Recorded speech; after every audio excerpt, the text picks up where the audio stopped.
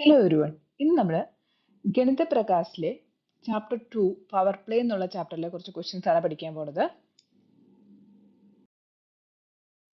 Right 7 raised to 6 as a power of a power in at least 2 different ways. അപ്പം നമുക്ക് 7 raised to 6 എങ്ങനെ എഴുതാം?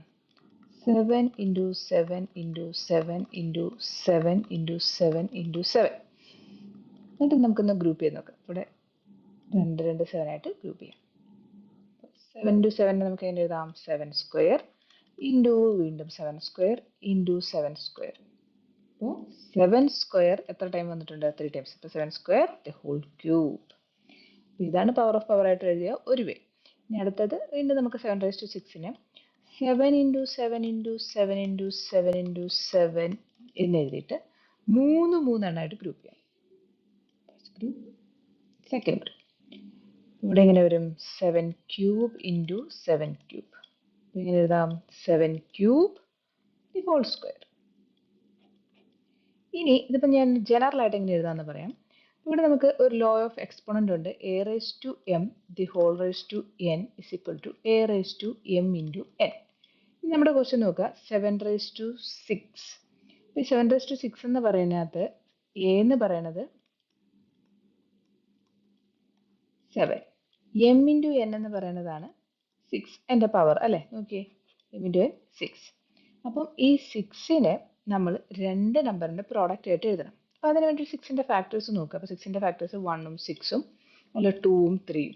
1 6 എടുത്തിട്ട് നമുക്കിവിടെ കാര്യമില്ല, അതുകൊണ്ട് നമുക്ക് 2ഉം 3ഉം എടുത്ത് നോക്കാം. അപ്പോൾ ഇവിടെ നമുക്ക് a raised to 2 into 3 അതിനെ എങ്ങനെ എഴുതാം?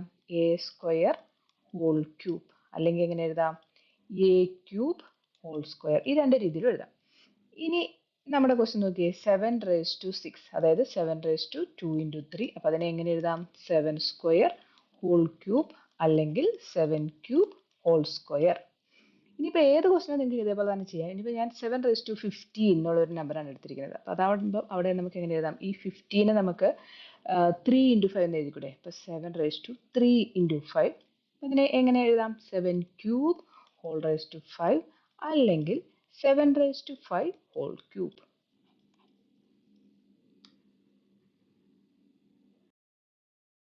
Express 648 as a product of powers of their prime factors in exponential form. ഇവിടെ നമ്മൾ ആദ്യം തന്നെ 648നെ പ്രൈം ഫാക്ടറൈസ് ചെയ്യാം. അപ്പോൾ 648 ഒരു ഈവൻ നമ്പർ ആണ്, അതുകൊണ്ട് തന്നെ 2 വെച്ചിട്ട് സ്റ്റാർട്ട് ചെയ്യാം. 3 times 2 4 വീണ്ടും 2 വെച്ച് ചെയ്യുമ്പോൾ 1 12 12 6 4 2 വീണ്ടും വെച്ച് ചെയ്യുന്നു 8 1. ഇനി ഇതിപ്പോൾ ഈ ഓഡ് നമ്പർ ആയി അല്ലേ? പിന്നെ നമുക്ക് 3 വെച്ച് ചെയ്ത് നോക്കാം. അപ്പോൾ 27 വീണ്ടും 3 വെച്ച് ചെയ്യുമ്പോൾ 9 3 3. നമുക്ക് 648 എങ്ങനെ എഴുതാം? 648 is equal to 2 into 2 into 2 into 3 into 3 into 3 into 3 is equal to 2 3 times വന്നു, അതായത് 2 cube into 3 4 times ആണ് വന്നിരിക്കുന്നത്. അപ്പോൾ 3 raised to 4.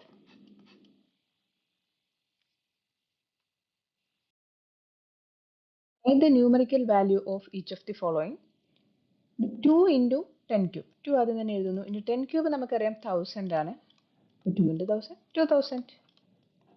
ഇനി അടുത്ത question -3 whole square into -5 whole square. അപ്പം -3 ഹോൾ സ്ക്വയർ എന്ന് പറയുമ്പോൾ ഇവിടെ പവർ നോക്കിക്കേ 2 ആണ് അല്ലേ? ഈവൻ പവർ ആണ്. അതായത് ഈ നെഗറ്റീവ് സൈൻ നമ്മൾ പ്രോഡക്റ്റ് എടുത്ത് വരുമ്പോഴത്തേക്കും എൻ്റെ നെഗറ്റീവ് സൈൻ പോവും. അപ്പം -3 ഹോൾ സ്ക്വയർ എന്ന് പറഞ്ഞാൽ 3 സ്ക്വയർ തന്നെ 9.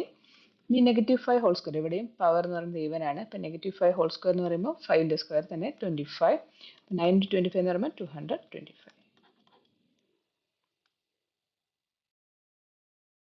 ഇത് ടെക്സ്റ്റ് ബുക്കിലെ ക്വസ്റ്റ്യൻ ആണ്. പേജ് നമ്പർ 23 വരുന്ന question. The stones that Shine 3 daughters with curious eyes. Question നന്നായിട്ട് വായിച്ചു നോക്കുക. നിങ്ങൾക്ക് ക്വസ്റ്റ്യൻ കാണുമ്പോൾ കുറച്ച് കൺഫ്യൂസിംഗ് ആയിട്ട് തോന്നും, പക്ഷേ വളരെ എളുപ്പമാണ്. Each got 3 baskets a kingly prize. Each basket had 3 silver keys. Each opens 3 big rooms with ease. Each room had tables 1 2 3. 3 table ഉണ്ട്. വിത്ത് 3 ബ്രൈറ്റ് നെക്ലേസസ്. ഓരോ ടേബിളിനുള്ളിലും 3 വെച്ചിട്ട് ബ്രൈറ്റ് നെക്ലേസസ് ഉണ്ട്. Each necklace had three diamonds. ഓരോ നെക്ലേസിലും three diamonds വെച്ചിട്ടുണ്ട്. നമ്മളോട് ചോദിക്കുന്നത് എത്ര diamonds ഉണ്ട്, അതിൻ്റെ കൗണ്ടാണ് ചോദിക്കുന്നത്.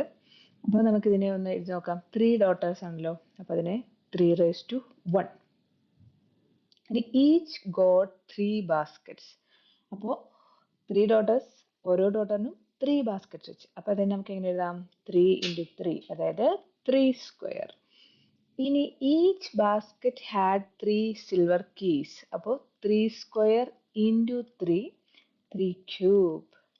ഇനി each opens three big rooms with ease. അപ്പോൾ 3³ × 3 ബിഗ് റൂംസ് ആണുള്ളത്.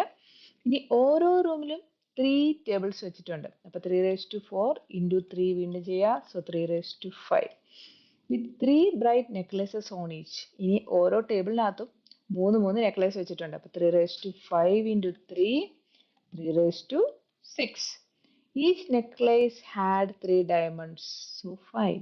അപ്പോൾ 3 × വീണ്ടും into 3 ചെയ്യാം. സോ 3 × അപ്പോൾ can you count these stones that shine? അപ്പോൾ അതിൻ്റെ ആൻസർ വന്നിട്ട് 3 × ആണ്.